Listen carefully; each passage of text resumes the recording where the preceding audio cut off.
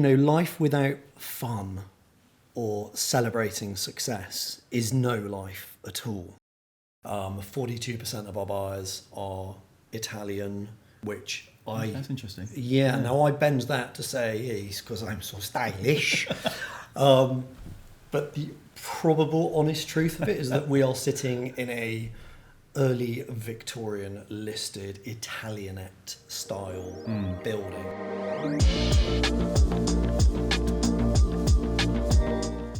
Welcome to episode 2 of the Attended Exchange podcast. Today we are very grateful and lucky to have Mr. Christian Cox with us, the founder of West 11 Properties, who anybody that's in property will know because the man is legendary within the industry.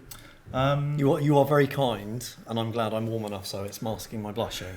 But, thank you, Jeff. Mate, honestly, so brilliant estate agent, super successful in the States as well. We'll come on to that in a second about how Christian started his career in property. Now a very, very successful property developer. And I reckon I've had some of the funniest nights of my life out with you, out on the piss. So anyone who's ever been out on the source with Christian will also, I'm sure, have lots of very entertaining stories and lots of very happy memories. And if anyone's ever seen Christian neck a tequila, you'll know what I'm talking about because that in itself is a very funny thing. I can't. I just sneeze. I just start sneezing. So, mate, thanks for joining us. Really appreciate your time. You're Pleasure. a very busy man. So let's start with how you started off in property. Talk to us about how you got into the property industry.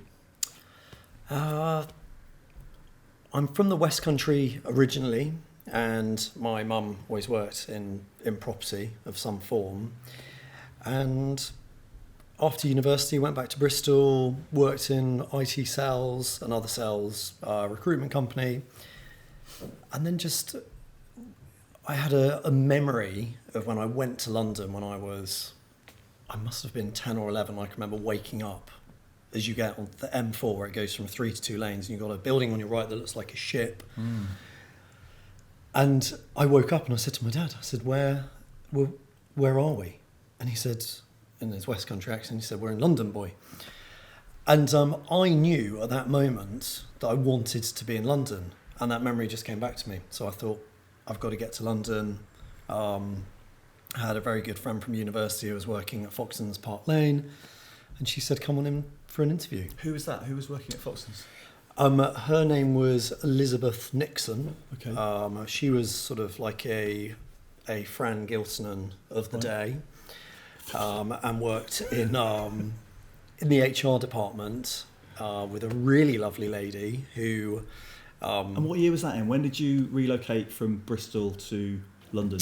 That was early noughties? Yeah, 2000. Yeah. And you started in the Battersea office, didn't you? I did. I started in the Battersea office, and one of my early memories of that, I was staying in a flat just off Queenstown Road. Yep. And I can remember going to this building and... going up the stairs, and I chucked my bag in the room, which I thought was a storeroom, because the door didn't fully open. It hit something. Went into the living room, said, "Hey guys, my name's Christian. I'm going to be your new roommate. Where's my bedroom?" And they said, "That is the bedroom. You're in it." I was like, "The door doesn't open fully, so it's that small." So I went around the door, realised that was hitting the bed, and that was it.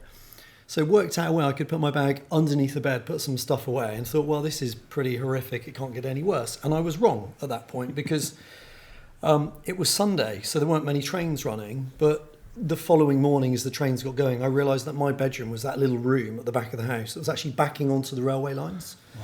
Okay, So, Queenstown Road, yeah. Yeah, and I didn't need an alarm clock, so money saved.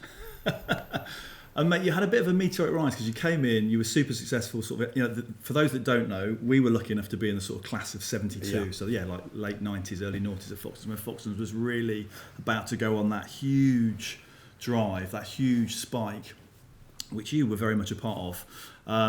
So when I joined in '98, in October '98, I was in the Fulham office. And there were only 6 offices, would you believe, back then? Yeah. So then when you joined a couple of years later, there were probably like 8. And then it quickly catapulted up to sort of 16 and 20 and in the following sort of decade. But I remember some of the older guys that were really they felt that their nose had been bent out of joint because they were saying, oh, there's this young guy who's come in from the West Country, and yeah, okay, he's a good salesman, but all of a sudden he's now the flat sales manager, and they were like, they'd been there for quite a few years. Where did that sort of confidence come from, and that knowledge that you had from a very early age? Because you and I worked together in Putney. We did. And you taught me an awful lot. Like, you're a couple of years younger than me. Noted. And you taught me a lot about management. And where did you learn that from? Was that just like in your DNA, or what? Where did all that come from? I studied geography and economics, so I don't really have an explanation for that. But I felt from an early age, when I started, I looked at how people worked around me, and I thought they do a lot of effort for not much achievement, because people were always busy doing things that they thought were, in their mind, urgent, i.e. reacting to things, whereas I looked at them and thought, that's not important. So I tried to work out in my mind a way we could be more efficient, to condense our time in the office, to condense our time out viewing, to condense our time when we're chasing deals. And then as I began to do well, I thought if I could get other people to do well around me, they will enjoy their job more, it makes the atmosphere better. And I have to say, when I switched from being a sales guy, which I was good at, I was not the best sales guy. How long for did you sure. do that for? It was quite a short period of time, wasn't it, really? In relation to your estate agency career, you were negging for how long? I think just over a year, hit the targets that won't mean much to people, but, went from a Polo back then to a BMW to a better BMW. And that was really quick, and I didn't really at the time appreciate probably the success I had. But one thing I've loved at my time at Foxtons, and I see it in things I do now, is I actually enjoyed more seeing someone perhaps like you come along, less so because you were really talented. Like Jeff, for the record, is a better salesman than me. You really are. But I really enjoyed seeing someone start who had been to uni or not. They've got 3 years of university loans, which we all had, and helping that person 10 months later phone their parents say, hey, I'm now not living in a hovel, I'm living in an okay flat, I'm still renting it, but I've managed to pay off 10 grand of student's loan. And if you could do that with one person, then two, then three, you created a gang.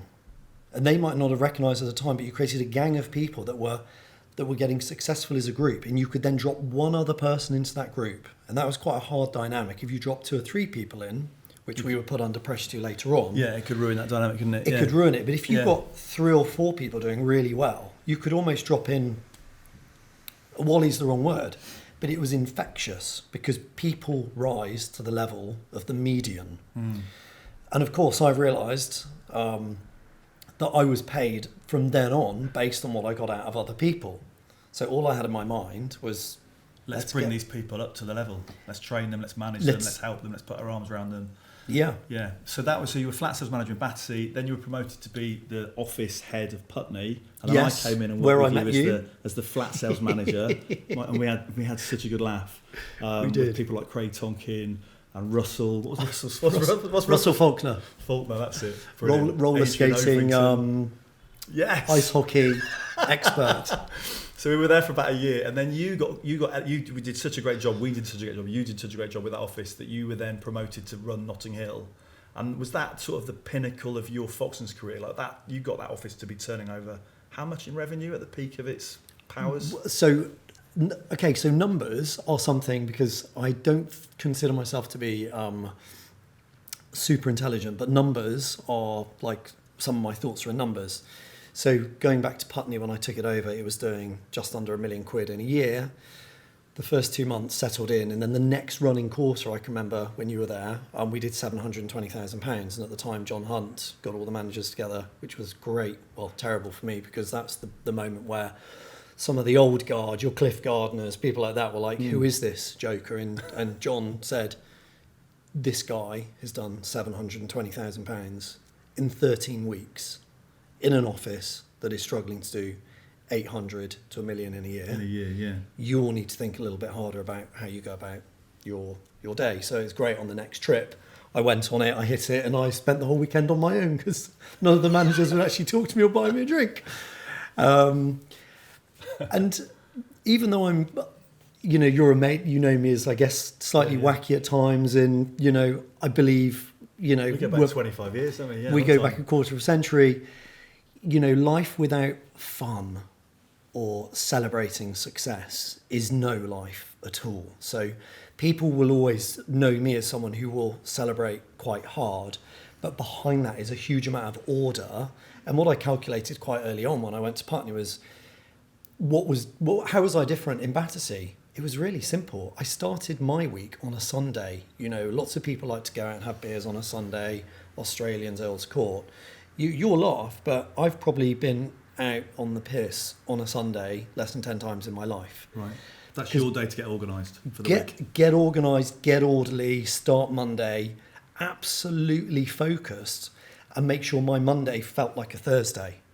So I would have in my mind, I'd have Thursday, Friday, Saturday, because everybody's good on a Thursday. It's almost Friday, the boss is leaving early, everyone's upbeat. And I thought, if I can behave like a Thursday person for the first 3 days of the week, and make sure I'm nailing the viewings and being upbeat, the success followed that. Yeah. And then I reinforced that success by making sure celebrating and making sure everyone around me celebrated. Yeah. And it's infectious. Yeah, it really is, isn't it? Good I mean, fun. we used to have some really good nights out. And then actually, when I then worked in the South Kensington office of Foxtons, we would all come up to meet you guys in Notting Hill on the Thursday night because they were so legendary for, you and Melon basically throwing a party every Thursday night. Yeah. Happy days.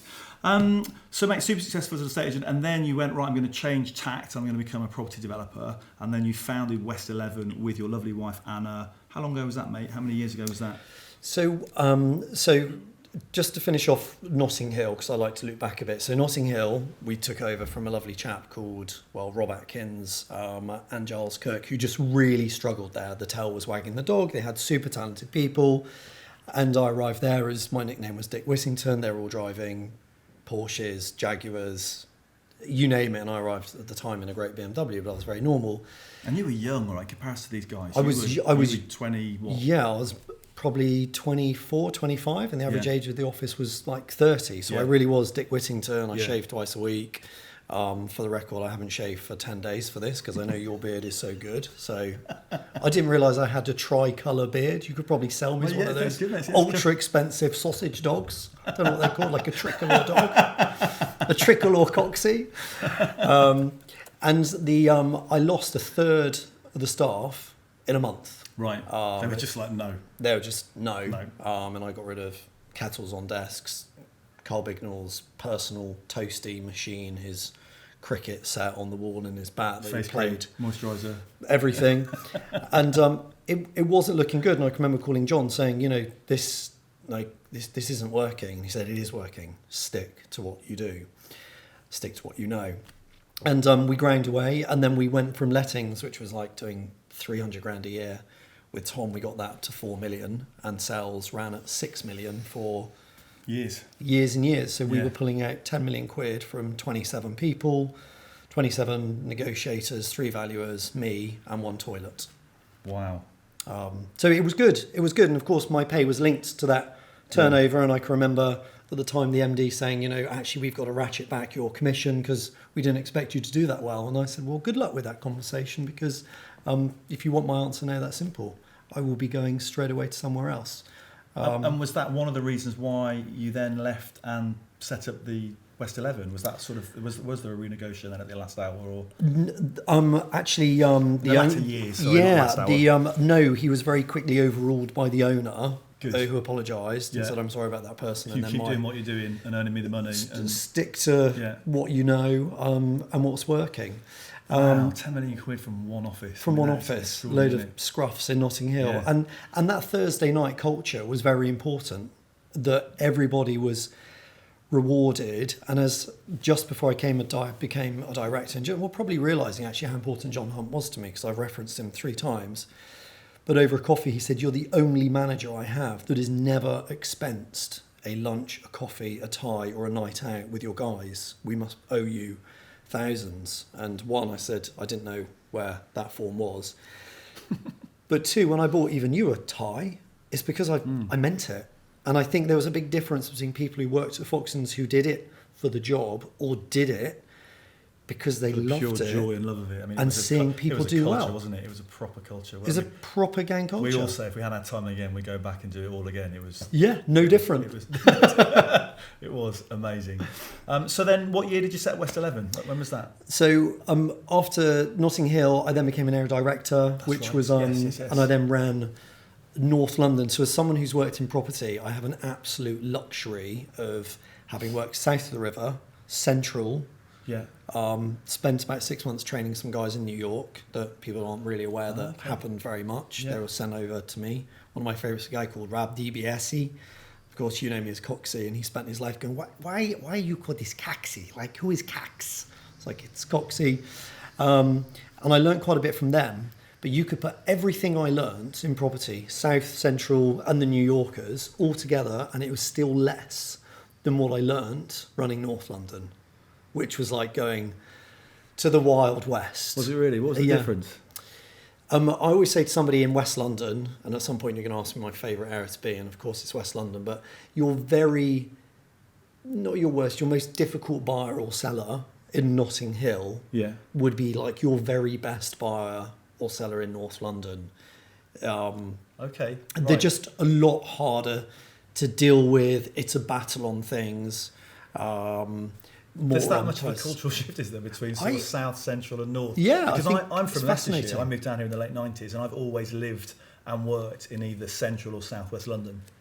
I've never lived or worked in the north market. But part of our business plan at some point was to always quite simple, open an office north, south, east and west. We've got the central one that we opened in 2011 that you invested in, and but yeah, what I didn't realise culturally, I did when I was at Foxtons. I went and spent a day or a few days with Mark Cullen, up in the Islington office, who was a I learned a lot from him because he's quite a lot older than us at the time. Yeah, I mean, a turkey can fly in a hurricane, I always say about Mark Cullen. So, there is that angle. He's at Hamptons now, isn't he? Sure is. But, beep. I didn't... Oh, sorry. I didn't realise that, there's that much of a difference. I've never worked that patch. They're just, and that's part of London, I think London is a lot of small villages all knitted together, and that is part of the absolute magic of it, and it was also the talent as well of North London. The talented capability of your buyers and sellers there, and the agents was next level, and I take my hats off to them. If you're dealing with a buyer or seller, they would end up invariably finding a way through a family network to deal with each other direct as well. Okay. But yeah, it was great, and that just gave me a real broadness to look at how people worked. And one thing I always believe in business is steal the things someone is better than you at and emulate it. And if it's better than how you can do it, copy it, try and do it yourself, and shake off the bit that you're not very good at, basically. Right. So the question of then West 11, I got a little bit disheartened as an area director, and it was then private equity owned, and it was strange, I was earning more money at the age of 28, and we're talking £25,000 a month plus a bonus. A lot of money. And it was a lot of money. Yeah. And going full circle as to what I enjoyed at the job, at the time, the CEO was most annoyed with me that I would still get down involved, nitty gritty, helping out an individual with a deal. Because that's the bit you loved. Yeah. He said, you've got, 200-300 staff. You can't do that. But I wanted the teams to know that, Christian will come in, he'll open a file and say, I'll pick up the phone. And as I moved further away from that, I realised I wasn't enjoying it. And thank goodness that it wasn't, that made me realise it just wasn't the money I was following.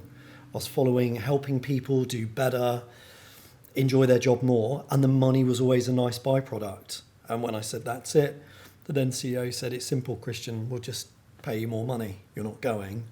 But I'd made my decision at that point. And I thought, I've done 11 years. It's now 2011. Long time. Strange, that number, because my company's called West 11. The first big special house I bought was number 11. It just felt like right. Yeah. the next chapter was to go and develop, which was a mixed bag to start with. And what year was that in, mate? When did you set up West 11? So that was 2011. 2011. Okay. And part of my sort of exit from Foxtons, I had to not be around for a year, which is probably now illegal, but that was the deal they struck with me. Right. And I learned so much because the first project I did it remotely, and it was an absolute disaster Was it? in every way. And it was number 278 Portobello Road. I paid 478 for it, and I sold it for 678, and I made no money. Okay. And I thought, sugar, something's got to change. And I was living in Barcelona, just getting nice and brown and browned. And at that point, Anna was then pregnant, and we thought we'd have the baby there, but we had to come back to England. And then I just realised with developing, actually, you've got to be there. All the team, the architects, the builders, everyone, they need to know you can be there at the drop of a hat. Yeah. Okay. And now you've grown the business, and the last time you and I sat down and spoke like this, you were trying to target doing sort of like one development a month, so 12 a year. Is that still the target? Is that now been achieved? It's a remarkable feat. I mean, my wife and I, we bought our house in 2017, and we moved out we lived there for about 4 years. We got all the plans in place. We appointed the architect. We got everything all set up and ready to roll. We moved out for 9 months.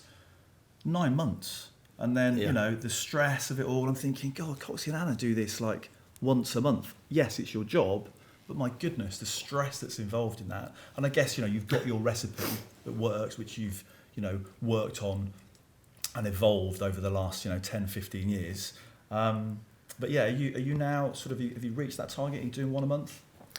We are. And last year we did, I think, 13 deals in 12 months. And this year we're absolutely on target to do it. We've sold 3 this year. We've already got 2 more under offer.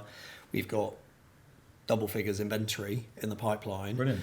And I guess for me, I compare it to doing like an extreme bicycle thing that I did, going around Mallorca, 312 kilometres in a day, because a friend said you'll never be able to do it, and I did it. And I won't do it again. And having done 12, 13 deals in a year, I'm not about to start winding backwards, but you find the model shakes. Right. And you do not make more money. And I take my hats off to people that build 20, 50, 100. Yeah. That's an animal that I don't want to try and tame. Right. In the next 5 years, I think I'd much rather be doing 4 to 6 a year, right, than hitting that volume. Right. Because in order to do that, which is looks like the biggest blessing, but it's, internally it's a bit of a curse, is that because we've now built and sold over 125 properties, people will buy off plan from us. Like, I've just left a meeting where I've said it's off plan, and someone said, yeah, I know who you are. I've seen 30 of your properties over the last 5 years. Amazing. I'll pay the money. So for cash flow, that's a dream. For internal stress, it's a headache, because I want to sell something before it's finished, and you've got to go into minute detail of 2 matching Banham locks that are brass, satin brass, 5 matching keys, all before you exchange contracts. So you load the pressure to a different point of the deal, and it's brilliant for cash flow. But there is an argument to have them finished on the market. Sometimes you get more money as well. Yeah. So it's a mixed bag. So we're currently sitting actually in one of your developments on Royal Crescent, which you bought through me 2 years ago. Yeah. That's flown by, hasn't it? So Yeah. you bought this as a broken freehold. So that basically means that you got all of the flats bar 1. Yeah. So less neighbours to potentially deal Exactly. with, which was a big sort of plus for you as a developer coming in. And mate, this is the first time I'm back here. This is incredible. I mean, what an amazing room. The detail they've gone to. I guess like all of us, we've all become more sophisticated as you get a little bit older, and your product has got, it was always brilliant, but now it's like next level. This is incredible. So mate, tell us a bit about this. What's this on the market for? So this apartment is on the market for $1,075,000. How do I come with that pricing? Next door sold for $1,040,000 in good condition. One unique thing we do at West 11 is we never try and beat the market. Valuation wise, I'll get 5, I'll knock off the top and the bottom, and I'll get the average of the 3 in the middle. And that's how I price everything. It's about 600 square feet. It looks west over the communal garden. You've got 3.6 metre ceiling heights in here. Original cornice. Yeah, it's just a very beautiful old building. And We restore as many features as we can, and the ones we can't, we'll copy and put in. But then there's things that in this apartment are great because we've laser leveled the floor, we've soundproofed the floors, we've soundproofed the ceilings, we've rewired, we've replumbed. When we replumb a building, we soundproof the pipes, we soundproof the waste pipes. Things that 10 years ago I just didn't even know about. And what I try and do every day is try and evolve and push our product better and better. So I leave people behind me, my competitors, and there are people ahead of me for sure going, I didn't think of that. And that's what I love when a buyer moves in and says, hey, I didn't realise that all the flooring that's tiled is heated. I did not realise that the shower trays are heated. I did not realise that the mirror next to the bath is heated. So when I shave, it doesn't steam up, and it charges my fan. And off the back of that, you've had a good number of repeat customers, haven't you? Who've bought through you, and then sort of 5 years later they've gone to move again, and they've gone, Christian, yeah, I love the product. I want to come back for a bigger one or a smaller one or whatever, one for the kids or whatever it may be. Brilliant. We're going to grab a quick break, and then we're going to come back for episode 2 shortly. Super. Yeah. So welcome back to part 2. So Christian, what does the profile of a typical West 11 client look like? So we've obviously now been going 2011, so 13 years, and the demographic has evolved, and I genuinely love everyone who buys a West 11 flat, which is why they stick to us. Like, you get my mobile, I still go back and change batteries on a smoke alarm from a flat we did 10 years ago, which some of my competitors laugh at, but I see them not laughing when that person recommends a buyer that buys something from us and we save a 2% fee, which can be £30,000. So it's a lot of money, yeah. I change a lot of batteries for that. Yeah. But the demographic has really evolved, and this is a trend I've seen change in the market in a lovely way. In that, when we started, it was younger people buying a flat, very wealthy, buying their first amazing 1 or 2 bed. But now I'm seeing a really lovely trend, even with families that we've sold to who've bought 3 or 4 flats, where the parents are now buying flats. And I thought I would have stuck with the younger ones and they would have evolved. But you realise life is a bit of a cycle. And I'm seeing more and more people who've lived in London, gone bigger, moved out of London, and they're moving back in to be pedestrian. The kids are grown up, they've gone through uni, and they don't want to be doing bugger all, sat in a beautiful house in the Cotswolds. Now the kids have flown the nest. Driving out to buy a coffee. Yeah. And the lovely people I've met this morning who, from a lovely message, say, call me, I have great news, are probably offering on something off plan. Their kids are grown up, they want to move back in, and they want to be pedestrian again. And it's great for my business model because people tease me over the years saying, why don't you do houses? I'm a flat animal. That's what I do. I'm a big believer in business and sticking at what you really know. You've really stuck to your guns, haven't you, over the years? Because I, as a salesman, I've tried to go, hey mate, we've got this house that's coming on, and it's going to be triple what you'd normally spend, and you've always gone, Jeff, it's not my model. It's not what we do. We do flats. You've stuck to your guns. So yeah, that's very admirable. We really have, and there's a couple of reasons for that, and it's because that's what I know I'm good at. And there's been other businesses I've got involved in, from jewellery to, even a shoe business, which is a passion of mine to do with recyclable flip-flops for children, which I've told you about. Clemmy has got a pair, and they're incredible. So turtle clips, they're called, aren't they? Yeah. Let's just jump up, but let's talk about that for a second. So that's you and Anna that set that up, or Anna that set that up, and they are flip-flops for kids, but with a bit on the back which basically keeps the flip-flop almost like a sandal. And my daughter Clementine, she had her first pair when she was 5, and then she's outgrown them, and then we've traded them in. You send them back, you then get a discount. You get a new pair come through. So now she's 10, she's got a new pair. She loves them. They're brilliant. So if you haven't got a pair, if you've got kids, go out and get some turtle clips. Jeff, thank you very much. We'll put a link. He wants a free pair again. We'll put a link at the bottom of the show details to turtle clips. So my passion behind that is that when you are a bit of a workaholic, which I know I am, I love what I do, and just the buyers I deal with, they're great. They love what we do. but you've got to have a passion. And mine is to do with the ocean. As you know, I've been into boating a long time, and that's Yeah. kind of my release. And my passion is anything that floats in the water is good. Anything under the water is better. But I've seen a lot of plastic in the water over the last decade and increased around the Balearic. So we wanted to do something that has a positive impact. So we created the turtle clip, which originally was just a clip to go on the back. Oh, was it? Okay. Yeah, and we took that to a British shoe company, and the guy ran out the door after me and said, "This is amazing, but you're missing the bit that goes on the clip. Let me make it for you." Okay.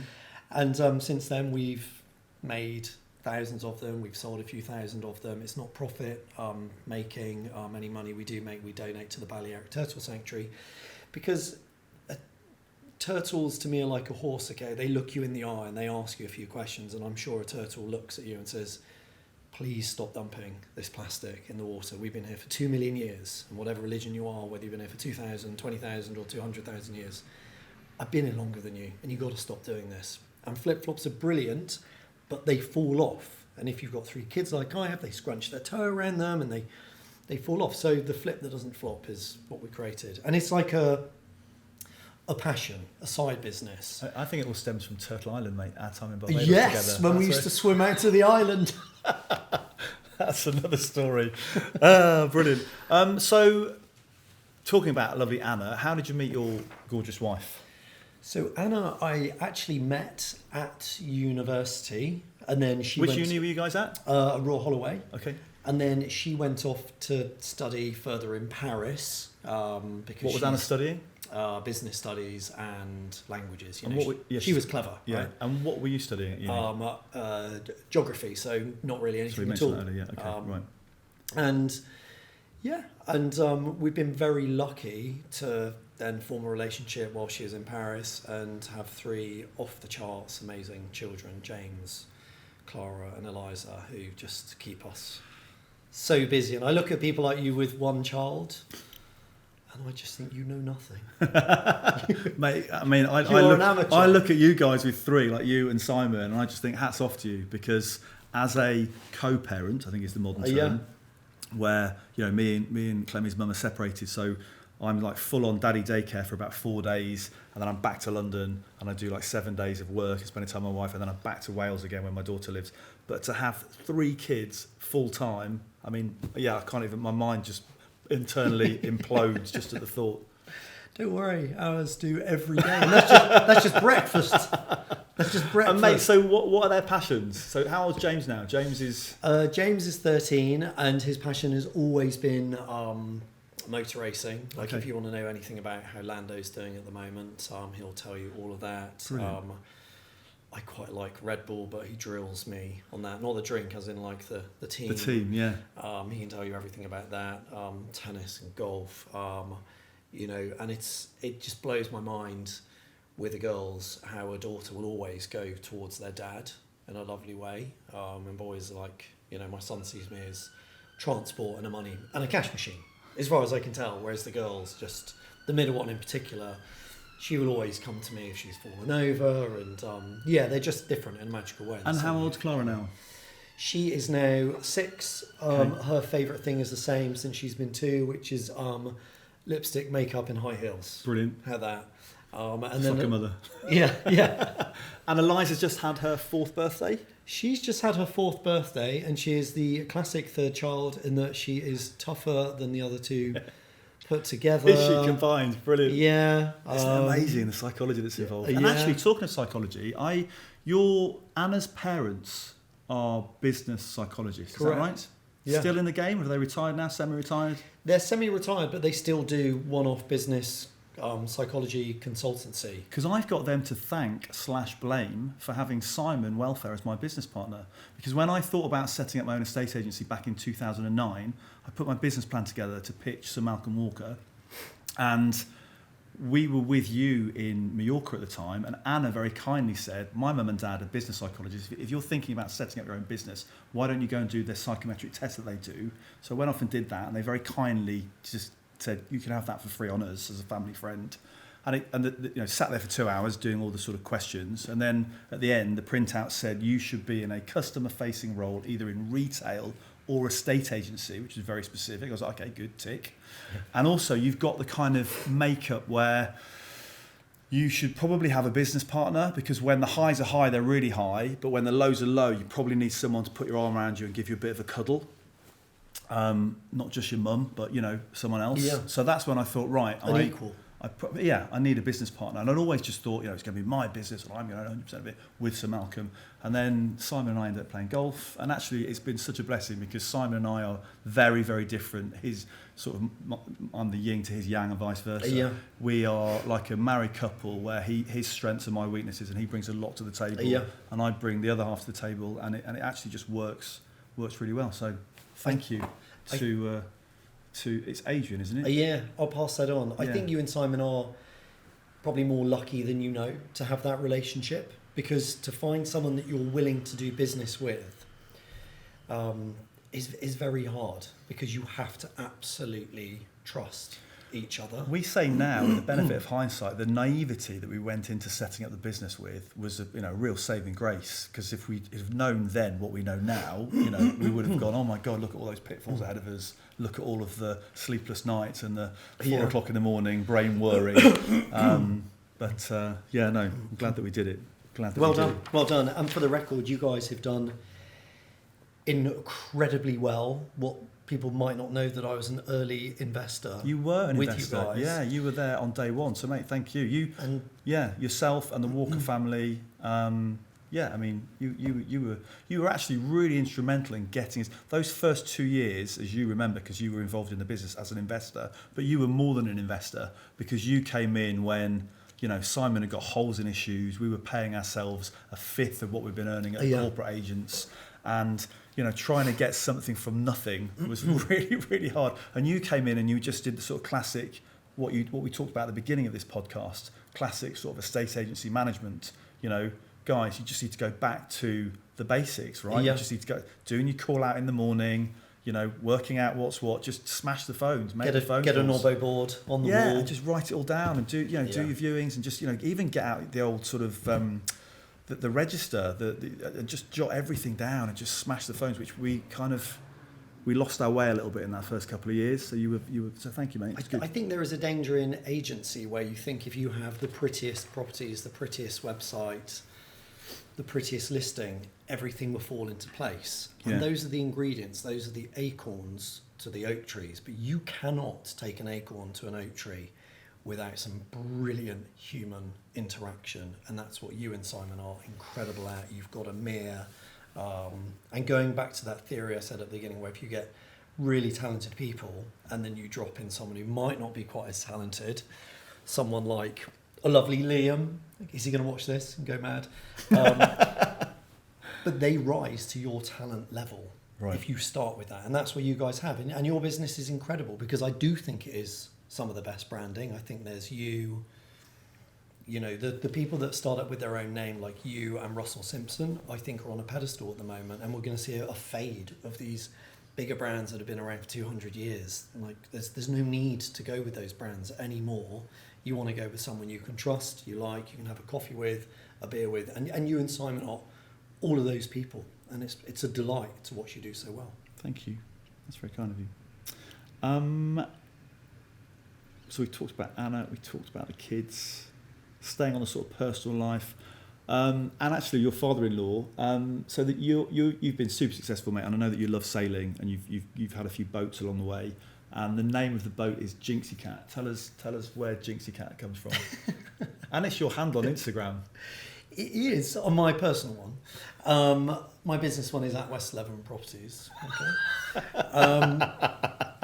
So actually, Anna's father has probably been really instrumental in my success, as has John Hunt, who I've messaged, referenced. I will message him later actually as well, because I've said that. But it's easy to look in on what I do, and most people make the mistake of thinking I'm an entrepreneur because he's got his own business. And I am a partial entrepreneur. What I am is an enterpriser. An enterpriser is someone who knows exactly what they're good at within a square box. And by that I mean when people offer me houses or a deal in Putney, the answer is no, because if I box my weight, my flats in my territory, which is West London, W8, W11, bit of W2, I mean just 2 streets in W2, I'm that specific. Is that specific? W10? Nope. Okay. SW7, it will work because I know that really well. An entrepreneur will just take risks on everything. If you look at Richard Branson, he had 25 failed businesses before Virgin came along. And he looks at that as just all learning. I would look at that as failure, failure, failure, and I'm not willing to fail. I'm only willing to win. So some of the best advice I've been given by my mentors, and I believe everybody should take advice and reach out to mentors and say, hey, can you give me some advice? Whether that's an uncle, whether that's a previous boss, whether that's a family member, maybe that, or an investor, is ask them for advice. And I think probably the best advice that I was given was, what are you good at, and why the hell would you consider changing it? And that is why, even if I bought 3 buildings together, I would just do apartments. And there's a lot of cash flow reasons behind that, but you're never far away from sure you can sell a flat, you've got enough money in. But it's what I'm good at, and I've done 125 of them. It's what I know, and I know it in that geographical box, which is up to the Westway, down to the King's Road, across to Holland Park, and across to Hyde Park. And my other mantra is, if I can walk to it, I might buy it. But the day I start buying things where the builders know I probably won't go to on a Friday is the day that project will fail. So in a week like now, the property market's pretty good right now. It's okay, it's not a disaster. It's not the best it's ever been, but it's pretty good. How many flats would you go and look at in a working week? I will physically look at, as a minimum, 20 to 30 apartments a week. Wow. So people don't see this. They just see, you popping up with a wonderful apartment like this and, selling it for 7 figures and then on to the next one. And they don't understand the work that goes on behind the scenes. And anybody that's renovated one flat will get a gauge of it, but then multiply that by every month doing that. I mean, that is some churn, mate. So the maths are slightly nerdy, as you've realised. I remember the turnover from Putney and Notting Hill. Yeah. The data is what supports your decisions in being a developer. What's the Tom Cruise film where the guy's a little bit... Rain Man, yes. Slightly odd. In fact, we're not allowed to do that anymore, are we? We can edit that special out. So the data for me is that I look at 12,000 properties a year online. Okay. Yeah. I can believe it. Yeah. And I physically look at 100 a month, so 1,000 to 12, 13, 1,400 properties. And when someone knows this, their next question is, why on earth do you do that? And the answer to that is really simple. The best footballers, the best people who score the most goals, you don't see how many times they kicks that ball at an empty goal off a pitch when it didn't matter. So if I just come onto a pitch and the only thing I think I'm good at doing is scoring a goal, but I'm not match fit, that's a brave moment to take. And it's the same with developing. Whereas because I look at, 99.9% of what I look at doesn't work, when I see the right thing, it's not even a thought process. Like, I know it's right because I've seen everything else that's wrong. And the day you stop doing that is the day you start relying on advisors or agents. And there's some brilliant agents, but they still don't know the actual ingredients. Yeah. And that allows me to come in here or Pembridge Villas or Ledbury or Artesian, and within an hour come back to the agent saying, this is where it works for me, this is my offer, this is my funding, these are my lawyers, the whole thing's in writing, and I'll do the deal. Because it's laser guided, because I've done the legwork before the event. And my final comment on that is, you've got to run with your gut with property, and allow your calculator to support it. And this is why fundamentally surveyors often don't become developers, because they are hell-bent obsessed on the maths of the maths and they just just looking at the numbers. Just they spend their life, and what they become is property experts. Yeah. Where they can list over a dinner. Yeah. 100 properties that they could have bought but didn't and would have made this. Yeah, all head and no heart. Yeah, whereas I'm the other way because every property should have an X factor. Yeah. And there's some maths behind it. Yeah. But you can't beat the market. Yeah. But, what you love in your heart, someone else will as well. We're going to take one more quick break because someone's coming into the flat to potentially buy, I think. So, mate, that nicely brings us on to the name of this podcast, An Attended Exchange. We did an attended exchange on your Craven Hill Gardens last year. You did. A great deal. So for those people that don't know what an attended exchange is, can you explain it to them?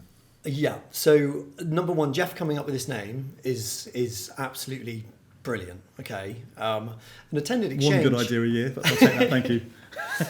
So most buyers, lawyers will say, a sale takes 2, 3, 4 weeks to go through to an exchange, and I think lawyers use that sometimes to justify their fees. The ingredients you need for a sale to go through for a buyer is a contract, your seller's pack, your searches, and answers to inquiries. And there is nothing you cannot do in 4 hours that you cannot do in 4 weeks. As long as you're a cash buyer. As long as you're a cash buyer, and as long as you have a lawyer that is comfortable and confident enough, and charge you enough, willing and able and competent enough. I will drop everything for you for 4, 6, 8 hours, and you will pay for that. That will not be your 3, 4, 5 grand lawyer. That will be your 6, 7, 8, 9, 10,000. Yeah, it's normally double, isn't it? I think it's double. Yeah. Because they're also liable and responsible. But it means you will buy a property in a day, and I honestly do not know why we don't do it more. Is properties, for example, like this, we have our licensed alters, we have our management pack, we have the searches when we bought it, we have clean title, just it's ready to go, isn't it? The full suite of documents are there. Yeah. So the cash buyer comes along. It's normally in a competitive environment, isn't it? So the last 2 attended exchanges we've done, and I'll be honest with you, I wish we did them, once a month. We probably do at Wilford's. We probably do them once or twice a year because of the size and scale of where we're at right now. But normally a contract's out. Another buyer's come along, they really want it, and if they really want it, they've got to do there's two. When you boil any transaction down, it boils down to the consideration, i.e. the amount of money involved, and the time frame. Yeah. And the time frame is obviously, look, if you can do an attended exchange, and most people, like this lovely guy who bought it, I think he was Canadian. Yeah, lovely Canadian couple. What's an attended exchange? Talk him through it, and he's a big businessman. He's just like, sounds great, let's do it. Yeah, and it makes sense to a lot of people because they are time poor and cash rich, and they've come over from Canada for a week to find a flat and close it. And in that instance, Wilford's, you got 150,000 above asking and 100,000 higher than the buyer that had just bid by one of your competitors, Domus Nova, that you absolutely trousered. I was going to say we won't mention any names. Okay, brilliant. Don't worry, I don't think they're still in business, so it's fine. Good. So that was a good one. And how many of your flats that you sell each year, bearing in mind you're selling about 10 to 12 each year, how many of them are on attended exchanges? So a very similar stat to you. It'll be one or two a year. Yeah. The buyers are 90% cash. Half of them will have an advisor on their side, like a relocation agent. 42% of our buyers are Italian, which that's interesting. Yeah, now I bend that to say it's because I'm so stylish. But the probable honest truth of it is that we are sitting in a early Victorian listed Italianate style building. So the architecture that I love is Italianate. Yeah. So it probably goes full circle around there. Yeah, they look to. Yeah. But I have learned some great things. Okay, I've learned that you're allowed 1 cappuccino a day for breakfast. Okay. That's it. And then from there on in, it's espresso. That's it. Okay. Just to get continue to be properly wired throughout the day. Yeah, and the amount of pasta that you and I evidently eat, okay? They roll their eyes at. We've been breathing in for nearly an hour. My stomach's aching. Pasta is like a primi course, and it's like 3 or 4 pieces of pasta. Yeah. And the other fabulous thing I've learned from a lovely Italian client, Maria Luisa Caffiero, who is also a property advisor, is I've gone out for lunch with her and I quite like mortadella. And she's like, Chris, why do you eat the dog food? Apparently that is the very lowest grade. Like, you should not be eating that. Well, you are very good at that, at befriending your clients as well. A lot of it, which is a testament to you and your personality. You've got a lot of clients that turn into friends, which is a real art. Well, if you take care of your clients, they are hands down your best Advocates. Yeah. So one in 3 people come back and either buy another apartment from us, or are one reach away from another buyer buying from us, whether that's a family member or that's a family friend or a good friend. And we are unique in many ways, but the one thing that we are completely unique is that we leave a bond on the sale of every single apartment. So the lovely Canadians, to give them peace of mind, we said to their lawyer, you're doing this very quickly, how much money should we leave with you for a year? Because your biggest worry is, what happens if the boiler blows up? I can tell you it's rewired, replumbed, it's signed off by building control, NICI, gas safe, I got all those documents. But what figure will give you peace of mind? And that lawyer said, £10,000. I said, well, let's call it 20.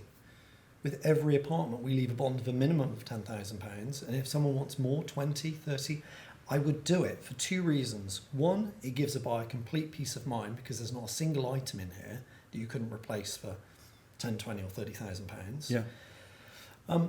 But number 2, my competitors refuse to do it because they treat it as in, out, done. Okay. But the beautiful reason is my builders know they know that I'm doing it. So if there's a single fault within a year, they will be going to fix it for free. So if they were ever to cut a corner, they think pretty hard. Do they really want to come back? Do they want to come back and not be paid to make a repair that they could have prevented by doing it better in the first place? Yeah. And being exposed. Yeah, great. It just gives the buyer that extra level of comfort, doesn't it? Yeah, brilliant. And it gives buyers the confidence to do an attended exchange. He's putting his money where his mouth is.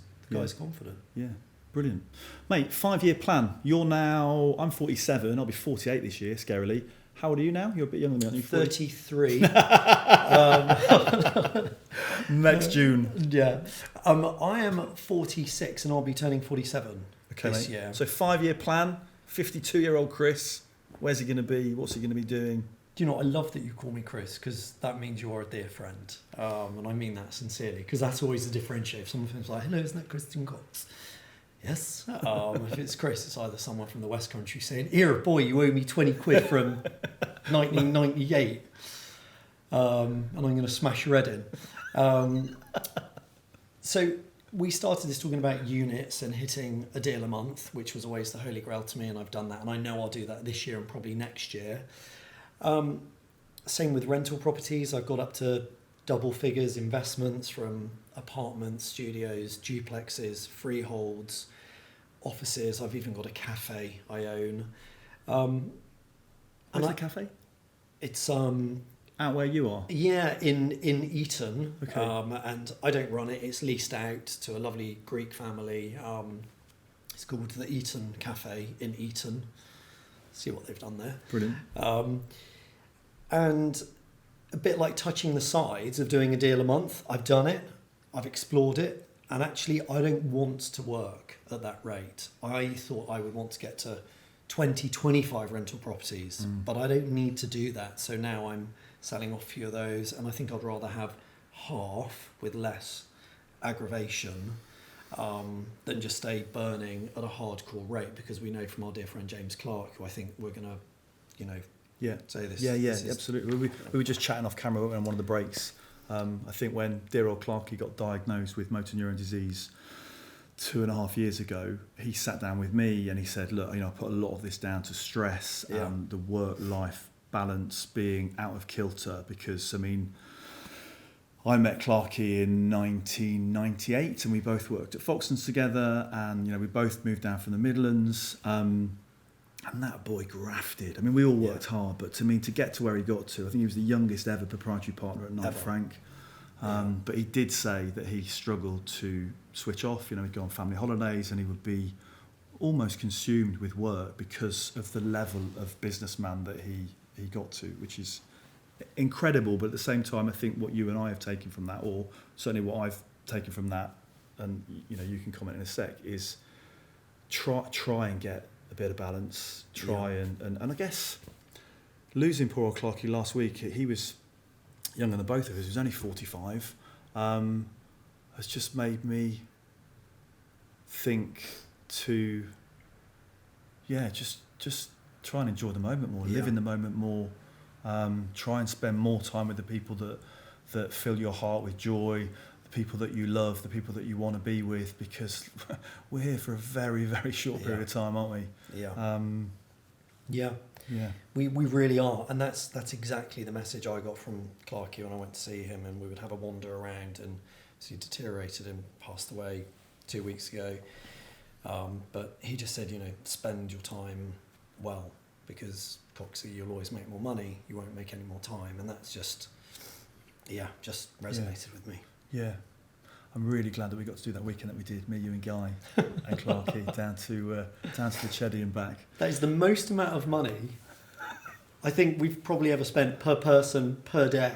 Yes. yeah. like ever. Just really. But yeah, what a weekend. What a weekend. So 5-year plan is to stay working hard, but give myself a bit more time, spend time with family, kids, friends, people that I actually love spending time with, and taking more appreciation. You know, you and I were talking about off air this morning about ice baths, but I now look at the colour of trees in the sky in a slightly different way, I think, because of Clarkie, because I think this wonderful place we're on is incredible. You know, I'd like to believe there might be something after it as well. But, you know, you've got to enjoy it now. There's no point working and saving and, you know, constantly with one eye on the future. You've got to have one eye on the future, but you can't live in the future, can you? You've got to seize the day. And that's like why a real cliche, but it's true. I'm really enjoying like the dynamic change in a lot of my buyers, where I'm seeing people that traditionally would be like, I'm retired now to Hove and I'm going to walk along the beach every day, and they're coming in and they're saying, no, I want to go and buy a £6 coffee in Hagen and walk along Westbourne Grove and into Hyde Park, and rather book my tickets once a year to go to the Albert Hall online. I'm actually going to pop down there and look at the majesty of that building, because that is what I think will keep me, when I'm 65, 75, 85, more alive than anything. You know, in front of my kids saying, hey guys, I've just got 6 tickets to go and watch Taylor Swift again. You know, that is what is going to keep us going, I think, rather than being retired in some bungalow out in Birmingham. Sorry, Birmingham. Mate, talking of architecture, favourite architect? So when we started, and we have worked with a series of architects, and we've gone through some bigger brands, and I think it'd be unfair for me to name. Okay, fair enough. Yeah. My favourite architect, and I use the analogy of a pilot, is actually a younger person with bright ideas who's just graduated. In the same way, if I get on a plane and the pilot's 70 and you can see a cigarette has just fallen out of his mouth, does he fly the plane as well as the person who's just finished training 3 years ago and loves what they do?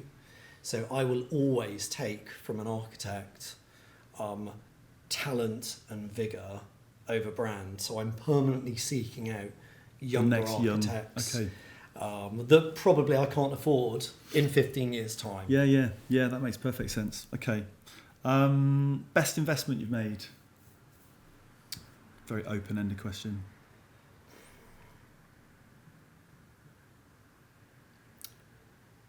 Property-wise, that is always the same answer, which is a beautiful apartment on a garden square.